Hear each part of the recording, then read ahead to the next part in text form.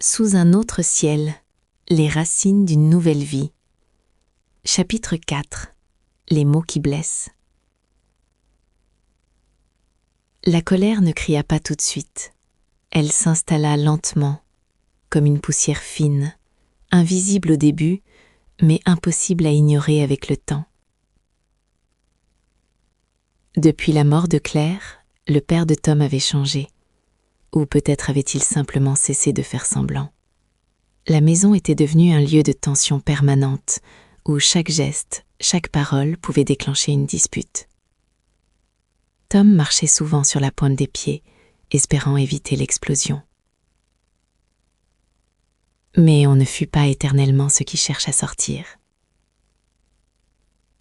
Un soir, tout bascula pour une raison dérisoire. Un travail que Tom n'avait pas encore trouvé. Un projet qu'il n'avait pas su expliquer. Son père, assis à la table de la cuisine, leva les yeux vers lui avec une dureté nouvelle. « Tu sais ce qui te manque ?» dit-il froidement. « La discipline ? L'ambition ?» Tom sentit son cœur se serrer. « Je fais de mon mieux ?»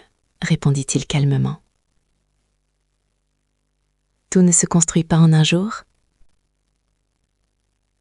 Son père ricana. « Ton mieux ?» Il se leva brusquement. « À ton âge, moi j'avais déjà une carrière.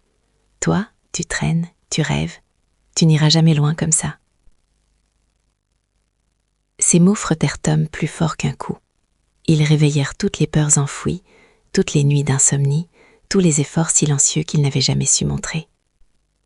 « Tu ne vois rien, » dit Tom, la voix tremblante. « Tu ne vois jamais ce que je fais. » « Parce qu'il n'y a rien à voir, » répliqua son père. « Tu es encore un enfant, et tu le resteras. » Le silence qui suivit fut brutal. Tom sentit la colère monter, brûlante, incontrôlable. « Tu crois que je suis un échec ?» lança-t-il. Son père détourna le regard, mais ne nia pas. À cet instant précis, quelque chose se brisa définitivement entre eux. Ce n'était pas une dispute comme les autres, c'était une rupture, une fracture profonde, irréparable.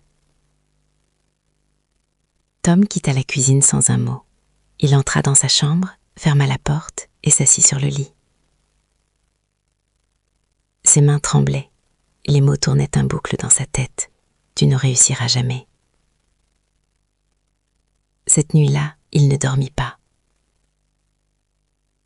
À l'aube, alors que la ville se réveillait lentement, Tom prit une décision. Une vraie, pas une fuite, mais une nécessité. Il ne pouvait plus rester dans un endroit où il devait constamment prouver qu'il existait. Il regarda une dernière fois la maison, le jardin, ce lieu qui avait autrefois été son refuge.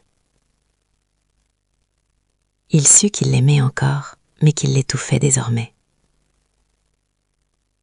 Partir n'était plus un rêve lointain, c'était devenu une urgence.